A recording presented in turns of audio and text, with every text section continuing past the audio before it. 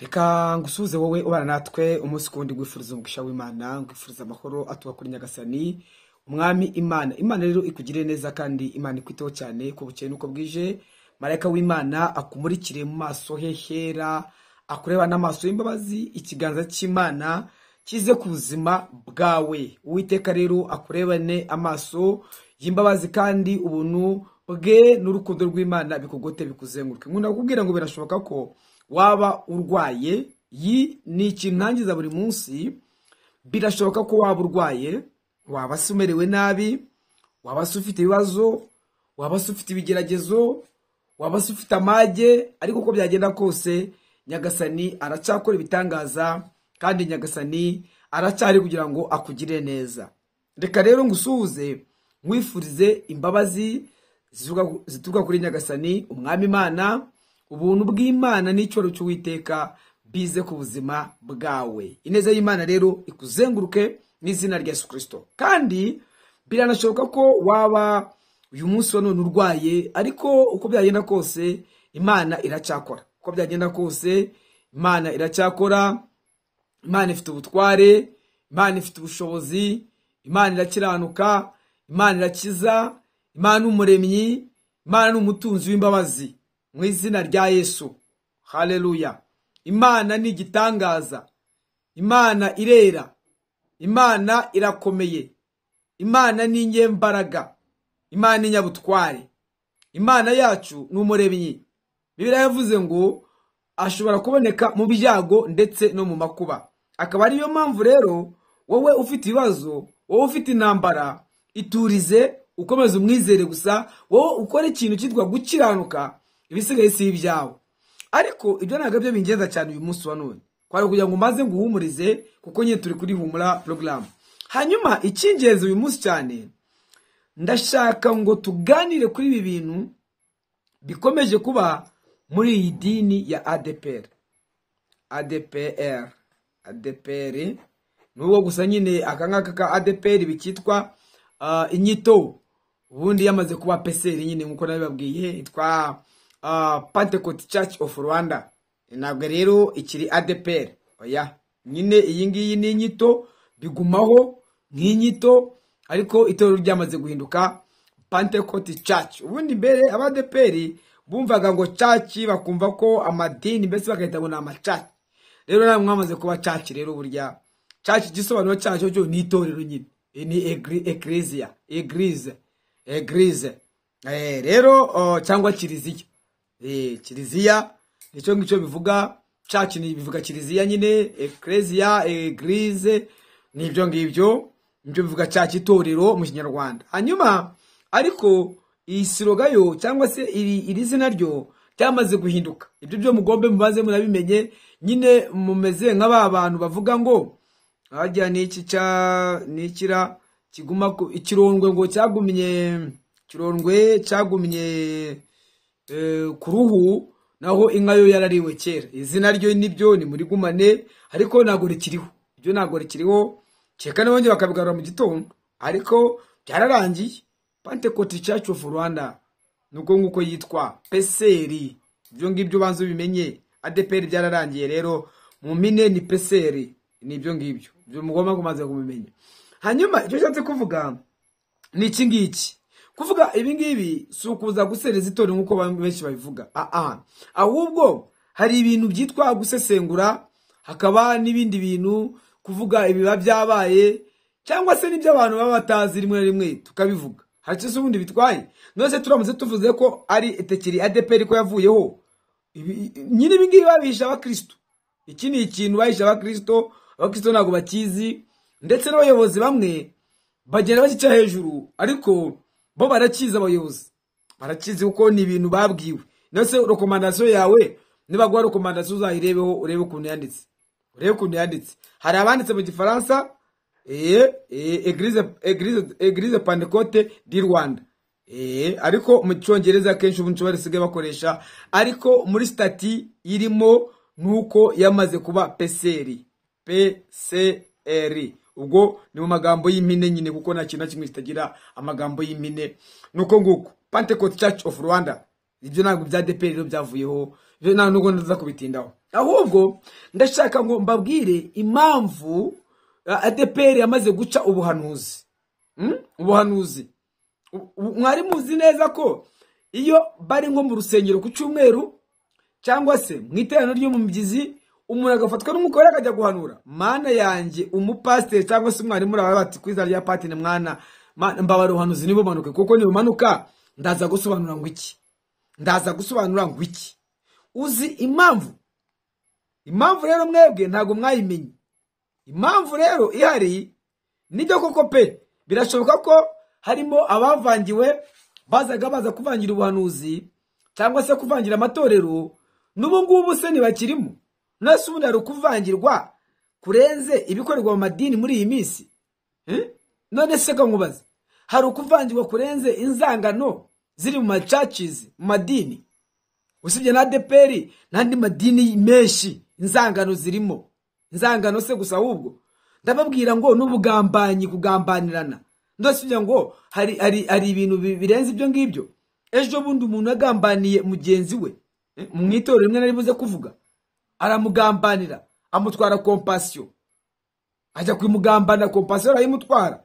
Compassion imaze imyaka n'imyandiko. Ivyo ni ibintu byabaye ku mugaragaro. Barangiza bari gusenga wajya mu ijuru rya kangahe ko abapasiteri basigaye inda yarabatanze imbere, aho kugira ngo bimike Kristo Yesu, aho kugira ngo bimike ubuntu bw'Imana, batanzwe imbere n'ibintu bibiri cyangwa se bitatu. Batanzwe imbere n'inda, inda ijyana n'amafaranga, batangwa imbere n'icubahiro, nibyo byonyine byabatanze imbere. Ibyo bintu rero ntago byo kwirwa abantu babeshya ngo kujya mu ijuru, ibyo ngibyo nibabyihorere. Umuntu wese rimwe nemwe kenshi bari gukora kubw'inyungu gusa, atari inyungu, bose basezera bakavamo. Basezera bakavamo. Ariko iyo abakristo bari hariya cyangwa se abantu babashigikiye bari hariya bavuga, ariko mureke babaza, ubu represent wa ADEPR abadahembwa miliyoni 3,800 yakomeza kuyobora se? Yabayobora ibiki? Nibiki se yabayobora? Yasezera agabyuka mu gitondo agasubira aho yakoraga muri amushinga wa Hope, yasubira muri Hope akajya muri Hope akajya gukorayo. Abari abakona bureba amabanki basubiramo, abashumba b'amaparuwasi benshi bari abakashi, bamwe abandi bari abaki, bose udahembwa ayo 300 baguhemba ngo bakwishyure n'inzu, baguhendera munite, baguha ibyahehe, ugiye no kuri 2% asaguka muri paruwasi, ugiye no kuri 5 asaguka ku mudugudu, waguma aho ngaho se? Waburwa na se niki? Ntago waguma aho ngaho. Byo tubivuga uko biri. Ariko icyo ushaka kuvuga, dore icyatumye ubuhanuzi bucika, dore ngiki muri ADEPR babuca. Icyambere, impamvu bakiye ubuhanuzi, uyu munsi batacyemera umuntu wese guhanura. Uyu munsi batacyemera mu iteraniro guhanura. Kubera iki? Ubundi itorero rya ADEPR niryo abantu benshi bari bazimo ubuhanuzi, ndio benshi bari bazimo ubuhanuzi. Ariko uyu munsi guhanura ntago byemewe, Ariko reka maze basomere uyu murongo, hanyuma nze mbabwiye n'ibindi bintu mwebwe mutabonye, muze kutubwira ibyo ari byo. Je nitegereje nyoberwa ibyabaye, ariko mwebwe bwanyu muze kutubwira ibyo ari byo. Nuko tubibabwira gutya mukavuga ngo ariko reka zo uyu murongo uri hano mu Baheburayo ibice byaho 13 ku murongo waho w'9. Abaheburayo ibice 13 ku murongo waho wa 9, umurongo waho wa 9 habango nimukayobwe n'inyigisho z'uburyo bwinshi bw'inzaduka, kuko ibyiza ari uko umutima wakomezwa n'ubuntu bw'Imana, udakomezwa n'ibyo kurya, kuko abitaye kuri ibyo bitabagirira umumaro. Baza wumve neza cyane. Nimukayobwe n'inyigisho z'uburyo bwinshi bw'inzaduka, kuko ibyiza ari uko umutima wakomezwa n'ubuntu bw'Imana, udakomezwa n'ibyo kurya, kuko abitaye kuri ibyo bitabagiriye umumaro. Abitaye kuri ibyo ntabwo byabagiriye umumaro. Hanyuma ni ibintu bibiri nshaka ko tuvuga uyu munsi. Ibi bintu bibiri uza kunyemera ubanza ubyumve. Impamvu rero yatumye ubuhanuzi uyu munsi muri ADEPR barabuciye, ni ukubera ko uyu munsi wa none bo batinya kumva ubuhanuzi abayobozi bariho, basigaye batinya kumva ubuhanuzi. Muribuka ubuhanuzi bwagiye bumanukira i Nyarugenge ku cyumweru bukamanuka, kandi bwamanukaga buvuga cyane ku bayobozi. Ibyo muri gukora simbishyigikiye, ibyo murimo gukora sindi kumwe namwe, ibyo murimo gukora, mbese Imana igenda ibaha umurongo, ibaha mapo. Kandi mwibuke neza kuva na kera iyo abantu bakosaga, Imana yahagurutsaga umuhanuzi akaza akabwira ngo nimurekeraho kuko ibintu murimo gukora ntabwo ari byo. Akavuga mu iteraniro, akabwira umuyobozi w'itorero, akabwira abanditsi, hanyuma bakicara bagakosora bya bintu bariho kuvugwaho uwo munsi bakabivamo. Abangaba rero nyuma yo kubahanurira ubuhanuzi bwagiye butandukanye, intebe yanyu irahirimye, ibiki n'ibiki, ibyo bintu byose byatumye bakora garde-fou, bafunga ikintu cyitwa ubuhanuzi. Usibye n'i Nyarugenge bafunze ubuhanuzi muri rusange, nta muntu wemerewe guhanura. Niyo ugiye guhanura ngo urabanza ukicara ukabanza ukajya kubivuga. Ariko reka mbabwire, nanjye ubwanjye ndi umuhanuzi, nagiye mpanura inshuro nyinshi, ariko si ujya ngo ubuhanuzi kenshi wowe waba utekereje. Ubwo buhanuzi rero watekereje ni ukuvuga ngo burangirira aho ngaho. Mwibuke ba Mikaya, ba Mikaya bakubise, Mikaya yakubise akubita Yeremiya ngo wakigabo, ubwo buhanuzi bukuye hehe? Kubera iki? Ni ukubera ko Yeremiya yari amaze guhanura ubuhanuzi budahwanye n'ubwo umwami ashaka, yari amaze guhanura ubuhanuzi budahwanye n'ubwo ba Mikaya bakeneye, mbese yari amaze guhanura ubuhanuzi butajyanye n'irari ryabo, kuko bari bamaze guhanura ko umwami agomba gutsinda. Ariko Mikaya, Yeremiya aje aravuga ngo nimwumve, ibyo ntabwo bishoboka, mbonye mumeze nk'impehe ku musozi, mbonye mumeze nk'impehe ku musozi. Impehe ni iki? Aravuga ngo mbonye mutsindwa urwo rugamba muri kuvuga ko mugiye kurwana.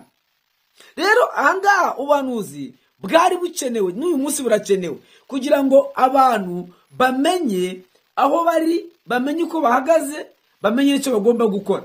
Ariko kubera icyo kintu cyo kugira complex, burya impamvu umuntu atinya ubuhanuzi ni ugutinya ibyo arimo, kuko nawe ubwe abona ko atari mu mugambi w'Imana.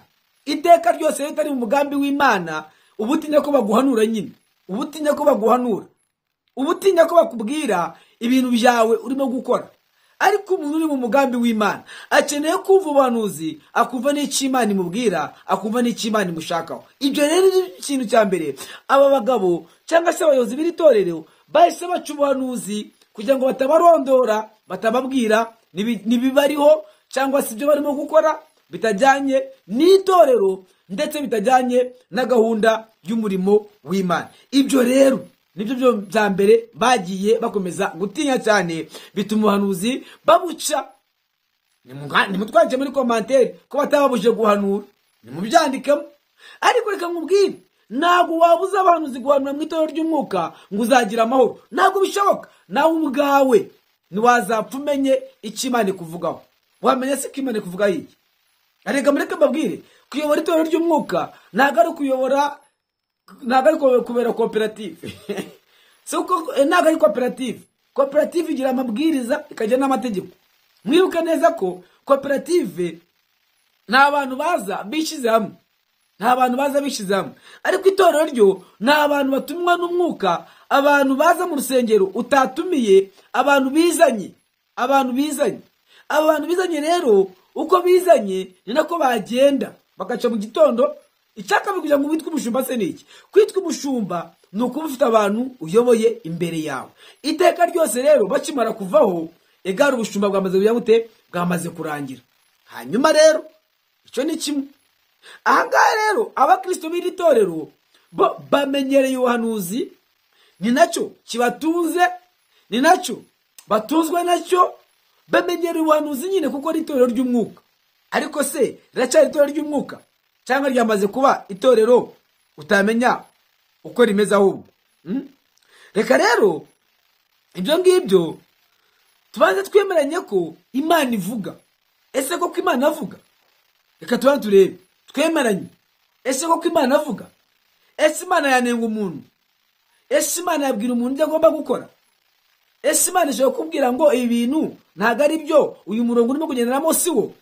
Yego, Imana iravuga, kandi Imana ivuze iranasohoza. Iteka ryose rero muzarebe neza, muzakurikirane kuva ku muto kugera ku mukuru. Umuntu wese utinya ubuhanuzi nuko nawe ibintu aba arikora azi ko ari mu manyanga. Iteka ryose iyo ufite amanyanga utinya ubuhanuzi bw'Imana. Ibyo bibabwije ukuri.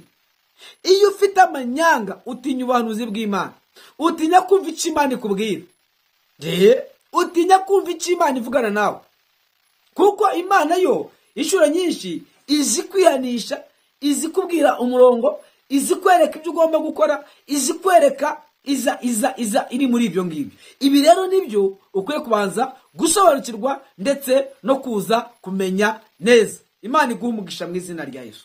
Haleluya, haleluya. Ibi rero ukwiye kubisobanukirwa neza. Icya kabiri nshaka kuvugaho, sinshaka no gutinda kuri ibyo, nakubwiye impamvu baciye ubuhanuzi. Ni ukubera ko batinya, ni ukubera ko barimo gutinya ibintu Imana yababwira, gutinya ubuhanuzi, gutinya ko Imana ibanenga, gutinya ko Imana ibavugaho. Nibyo birimo gutuma ubuhanuzi barabuciye. Ni ukubabwira mbese kumva ko Imana yabanenga, ibyo nibyo barimo. Kubera icyo umuntu utinya ko Imana ikunenga? Kubera iki se? Nuko nawe uzi ko ushobora kuba waraje mu manyanga, ushobora kuba uriho mu manyanga, ushobora kuba uzi ko nawe ibyo ukora ari amanyanga. Ibyo rero iyo ubizi ubwabyo uhita utinya ko icyo abantu bakuvugaho. Nibyo ngibyo. Icya kabiri nshaka kuvugaho uyu munsi ni ibintu nabonye muri Nyarugenge. Nyarugenge nayo rero izatuzanira akamunani. Iyi Nyarugenge bavandimwe, iyi Nyarugenge mureba, iyi Nyarugenge si itorero rikuru riri, ni nayo icyicaro hari cy'umujyi kiri, ni icyicaro kiri, ikaba na paruwasi nkuru, ikaba Nyarugenge, ikaba ariyo ihatse ibintu byose bya DPR. Nuko mbivuga mukavuga ngo ubwashize naje ndi kubivuga nkabivuga seka, mutajya kugenda muvuga ngo dore nguri kubivuga ngo useka n'ubundi asetse ngo urishimye. Nose ngo ndire naza none umuntu wenda yavuga hari arakaye ngo none ngo akabyiza agahanga reka barayaye igitangara ngo afuze gusura. Nigeze kumva umuvugira bavuga ngo abantu ngo baza ngo bafuze gusura, ngo bafuze kwa gahanga.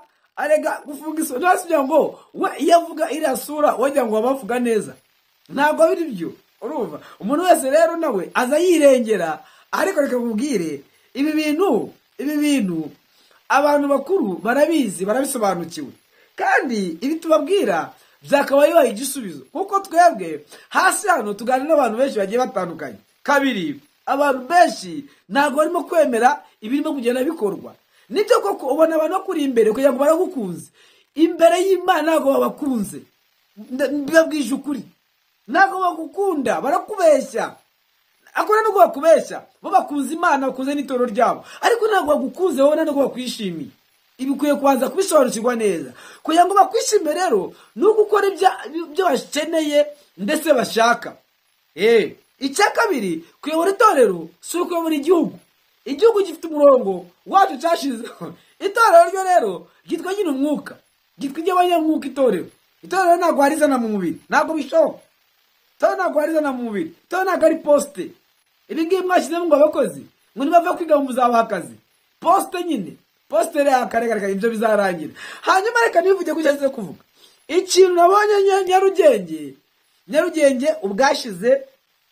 Muzi ko Nyarugenge tubivuge mu mazina yayo hamaze kubera udutendo tugera nko muri 3 tugaragara rwose 3. Reka nivuge twa hano hafi gusa, ibyaciye asi ndi bivuge.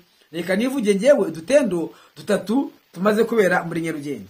Agatendo ka mbere muribuka ibyahabereye munsi yashize mu gihe hari amahugurwa y'abaririmbyi. Ibi ngibi nuko tubivuga mukavuga ngo tuzana ngo ibintu ntagatwe tubizana, ahubwo tuvuga ibya byabaye, hanyuma twebwe tukareba twavuga ngo si ibintu birakwiriye kuba biri mu itorero.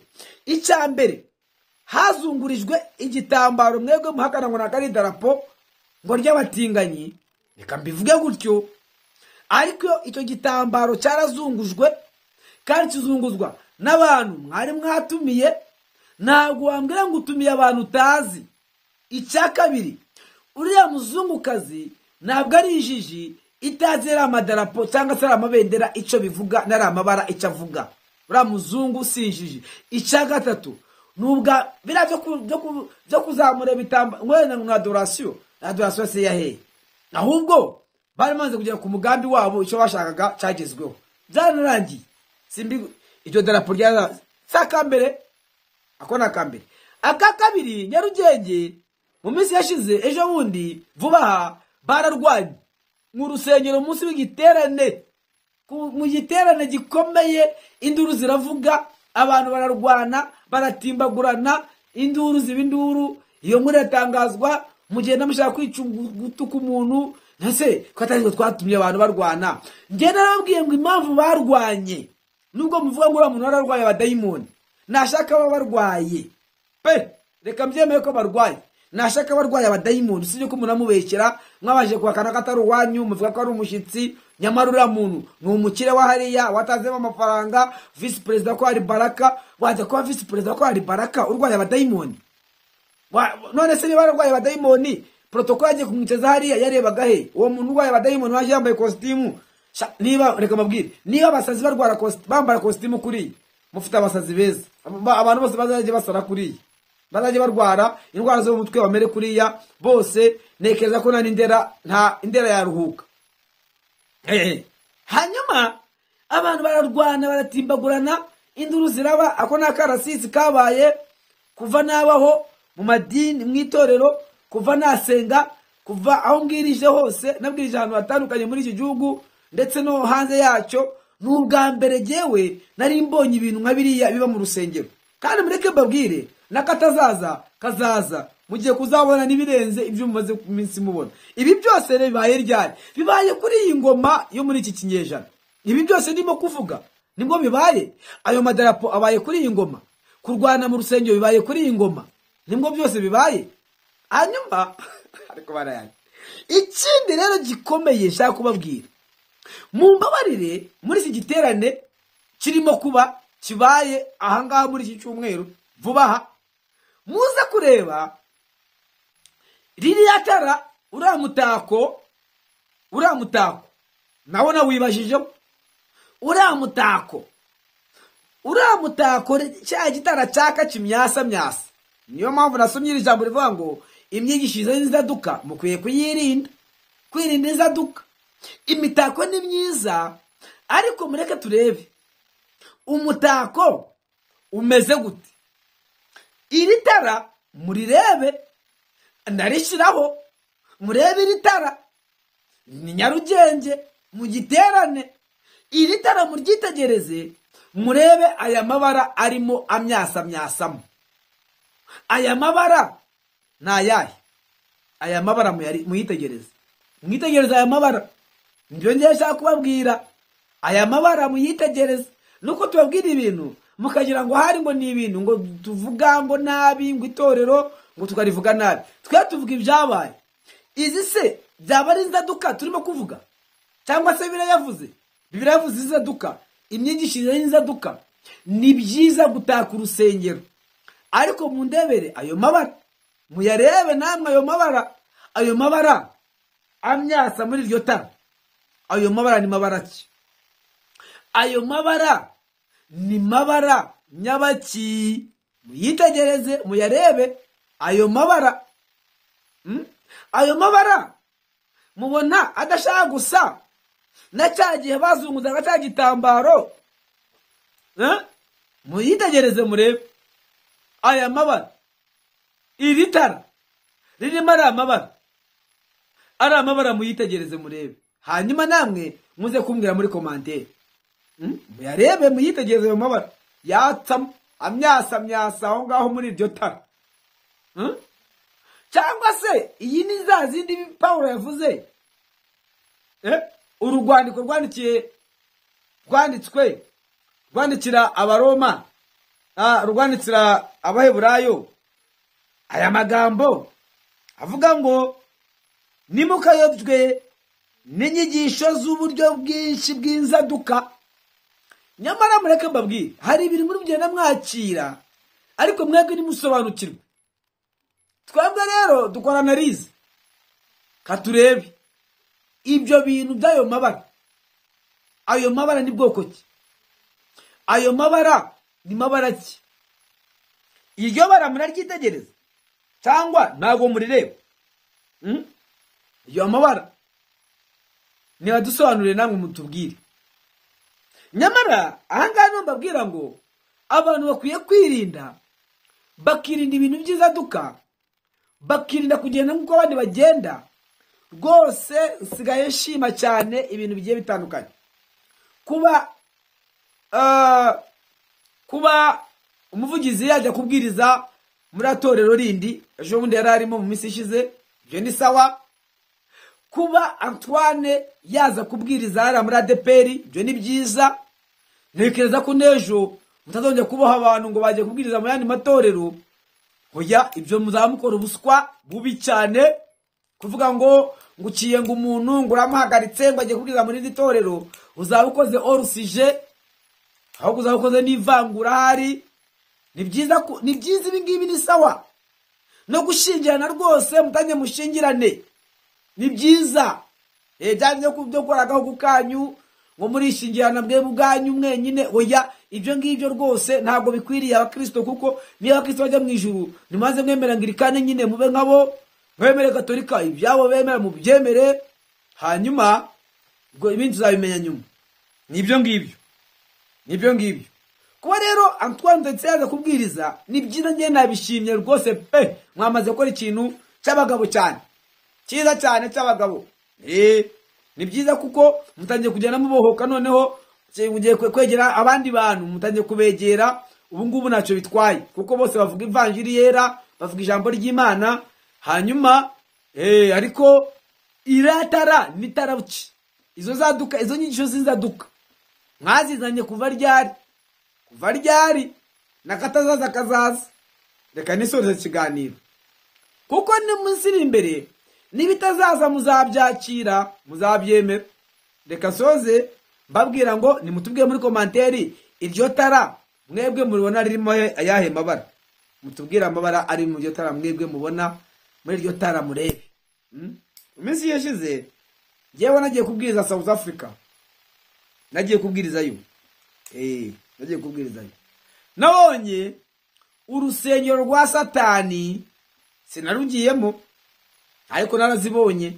Church of Satani nuko byanditseho ngo Church of Satani.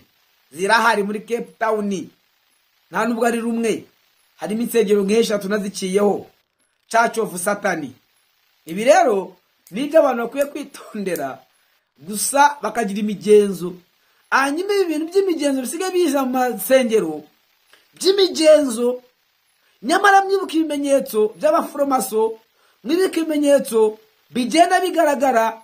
Kandi abaforomaso iyo baza bari mu kintu cyitwa ubumwe, bakaza bitwaje itorero, bakaza bari ahantu hatandukanye, ibyo byose niko bagenda abaforomaso bagenda babikora. Buryo uzareba abaforomaso iyo bamaze kwicara ubwabo bemera ko ari abaforomaso, ariko iyo bari mu bandi ntabwo bajya bemera ko ari abaforomaso, baza mu buryo bw'ibanga ryabo rikomeye.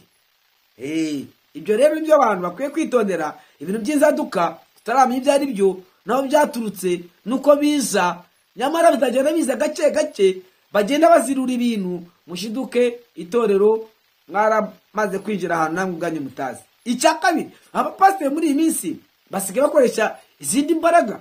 Sivuze ngo singiye kuvuga ngo ni bande, ariko se niba ufata amavuta ukakora mu gisorori, ukakora ku bantu bakagwirirana, ukorana n'iyihe mbaraga? Ibyo bintu uwo mwuka nimutubwira abanyamwuka da, uwo mwuka ni uwahe? Uwo mwuka ni uwo kwande? None se da, niba uri umunyamwuka ukabuza abantu guhanura, wowe ukorera iyihe Mana? Ukorera uwuhe mwami? Nimutubwire namwe,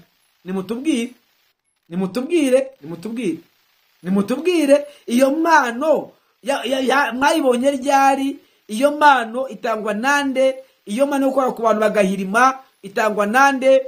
Iyo mpano yo kubuza abantu guhanura itangwa nande? ese ubuhanuzi buturuka he? Bibiliya ivuga ngo iki? Bivuga ngo mwifuze impano, cyane cyane impano y'ubuhanuzi. Niko birivuga. Mwifuze impano cyane cyane iy'ubuhanuzi, ngo kuko yungura itorero. None wowe uraza ukayihagarika. Bibiliya navuga ngo kandi nimutera agahinda umwuka wera. Siko birivuga se? Nimutera agahinda umwuka wera. None mwe mwamaze no kuwuzima. Babati mwamuka mwe ni muzime, ntabwo tubatera agahinda gusa, ahubwo muzime ukaza ukazimya umwuka wera. Ahaha, ngaho izo mana mukorera zaba zigaragara. Hanyuma tuvuze gutya naba ngo turaje gutoka inkangu itorero. Oya, twavuze amatara arimo kwaka mu rusengero, mutubwira yariyo ari amatara. Iratara mutubwira yari. Imana ibamugisha mu izina rya Yesu Kristo. Uwiteka abarebe neza kandi abakira inzira, akomeze kubarwanirira no kubitaho cyane. Umugisha w'Imana ubuzure kandi imbaraga z'Imana zikomeze kubonekaho mu izina rya Yesu Kristo. Ndabakunda. Kora subscribe, kora like, share, commentaire yawe ushireho, nawe ni ngombwa. Uwiteka abareba n'amaso y'imbabazi mu izina rya Yesu Kristo. Amen.